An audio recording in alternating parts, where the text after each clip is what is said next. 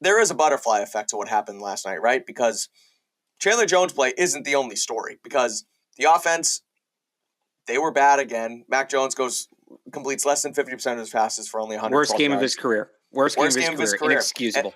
And I try and defend Mac a lot. I do it on this show. I do it on Twitter. I do it through my writing on CLNS Media. And again, I have a hard time blaming it strictly on him because of the situation around him. But at some point, you also have to kind of be able to look yourself in the mirror and say, and he does this. He takes the blame for different types of things, but he wasn't good. And we talk about that drive on the goal line where they call the timeout, which bad management by Bill Belichick in that situation. But then the 4th and 1 where Max scores on the QB sneak, that was on him because his guys aren't set. He has to make sure his guys are set.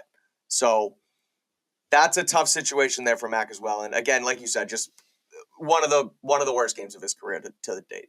Yeah, this was, and we talked about this last week, that I like seeing Mac Jones play with passion, and I stand by that. Right. But you can't let that impact your play on the field. You have to use that passion to help you, not hurt you. And this was the first time I thought it got in his way. And that's the knock for me. I don't blame him for being frustrated. And most quarterbacks in that situation are set up to fail, are going to fail. But he let it get to him. This was the first time I really thought he let it get to him. But I do want to go through that sequence, Mike. And actually, before we go through the sequence, let me ask you this, because it's something me and Evan used to argue about. And this is one of the big picture things that we're actually on very different sides of. And I think this game is a perfect case for my argument. I do not believe any football game ever in the history of the sport, college, pro, high school, whatever, no football game has ever been definitively won or lost on one play. Correct. I truly believe that. So you're with me on this. Yeah, I am. This game was a perfect example of that. And you can look at the last play of the game all you want. Terrible play.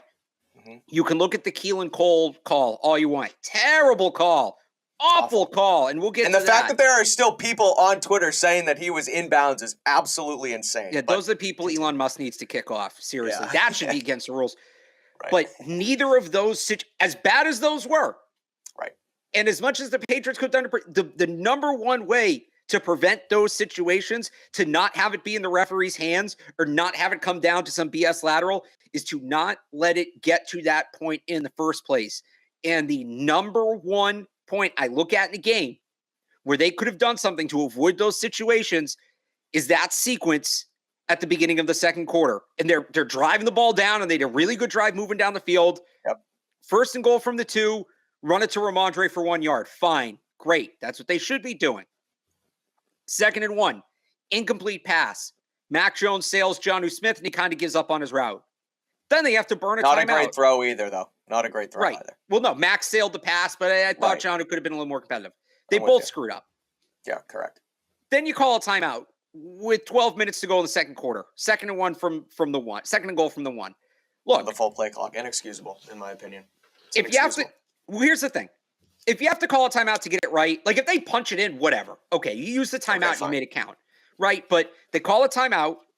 They then run they get a touchdown. Or sorry, I have this all mixed up. No, you're good. They throw Slow it down. We're all right. They throw the incomplete pass to Jonnu. Then Mac makes a good throw at Jacoby Myers. Great catch in the back corner of the end zone. But the coaching staff calls a timeout. And Bill says it wasn't lined up right. Well, clearly it was. It looked lined up to me. They scored a freaking touchdown, right? What that tells me is there is disconnect between Bill Belichick and the offensive brain trust. That they both, what Bill thinks it should look like and what Matt Patricia and Joe Judge think it should look like is two different things. And again, that's something you sort out in the spring. That's not something you're sorting out on December 18th. Shouldn't be. So then they burn the timeout. They've burned that timeout. And again, fine, you come back and you score. Instead, they run this really weird play where they go to Nelson Aguilar on a quick slant, which in itself, fine. But they motioned, was it Pierre Strong? I don't remember exactly who it was. I think this was when they were using 21 and they were using him as that wide receiver. Right, which I don't hate as a concept. Me either. But if you're running a quick slant, you don't motion somebody and run somebody right underneath that because it totally throws off the timing and rhythm of the play. That is a snap, get the ball and throw. And now you've got essentially your own guy in coverage taking away that passing lane. So I don't know if Strong maybe didn't know the play and ran the wrong way, or if it was just a poor design. But that's a wasted play. You burned that right on 3rd and 1. Then they have to call another timeout. So now there's 2 on this sequence. Just ridiculous. 4th, Mac's all riled up. And on one hand, I get it. It's frustrated. But you got to settle down, as I do here. You're seeing me get worked up now. Like I'm being a bit of a hypocrite. He gets all worked up. He snaps the ball too early. Jonnu Smith's not set. And they back it up and they kick the field goal. That's a 4-point swing. They have those 4 extra points. That Keelan Cole touchdown really doesn't mean much. I guess the Raiders can go and get a field goal, but you're not lobbing a ball around at the end of the game. You're kneeling it out. Yep. That sequence, more than anything else, cost the Patriots that game. Because they had a chance to take control of that game, take command early. Yep. And by the way, they showed the stat on TV, and this is when I knew the Patriots weren't going to score. I think they showed it after Stevenson got from the 2 to the 1 on that first play. On their previous 14 drives where the other team had 1st and goal from inside the 5, the Raiders had allowed a touchdown. Not points, not touchdown or field goal, touchdown. 14 in a row in that situation. But the Patriots, who've run the 3rd fewest plays from inside the 5 of any team in the league, looked out of sorts down there. They did not look ready for that situation. I'm the guy who's been sitting here saying they're using Ramondre Stevenson too much. I'm the guy who's been sitting here saying that they're overusing him. 2nd and 1, 3rd and 1, use him. Right.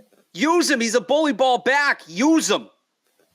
The fact that they threw the ball, they went to shotgun, and I don't know what Bill's talking about with they had to go shotgun because Hunter Henry was out of the game. That doesn't make a ton of sense to me unless they felt they needed. The only thing I could think of is they're going to line Hunter Henry up at fullback.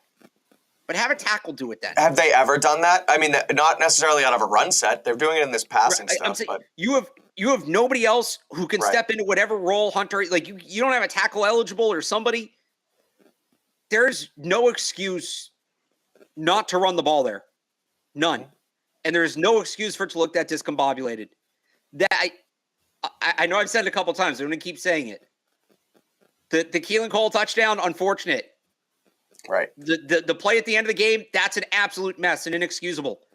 But neither of those things happen if they gain 1 yard on the 4 and really 7 tries they had with all those timeouts. They just had to pick up 1 or 2 yards, and they couldn't. I'm with you. It's crazy. That to me is where the game was lost. They have no control over anything that goes on offense. Zero. They look completely lost out there, drive in and drive out. If there's an anomaly and, they do what they did on the goal line last night in a vacuum and it happens at some point in a normal NFL season, that shit happens. You get frazzled, things come up. A guy subs in wrong. There's something gets smudged on your play sheet and you need to burn a timeout and figure shit out, right? That happens. Sure. But it's happened now for 15 weeks, Alex.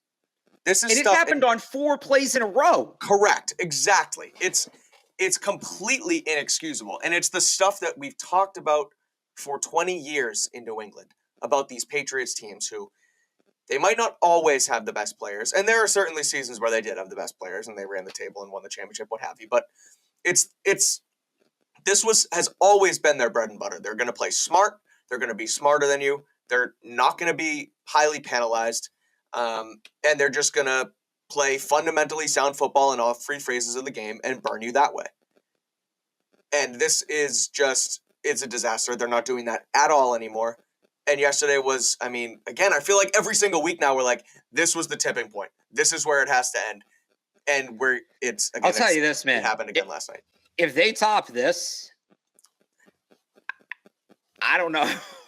What do you do, though? This has to be it. Right, this has to be as ugly as it's going to get. And maybe the silver lining in that is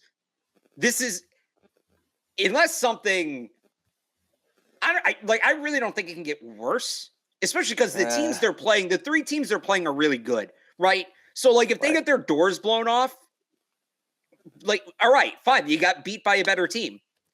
And almost something incredibly good would have to happen. They would have to run the table and win a playoff game. because otherwise this is the defining moment of the 2022 Patriots.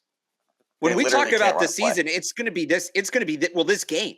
Right. And you know, I was on with Greg Bedard last night on 98.5 The Sports Hub after the game. We kind of talked about it. How's that sitting down at One Patriots Place? This is your. I know. This is the game that defines the season. This is how your franchise is viewed right now.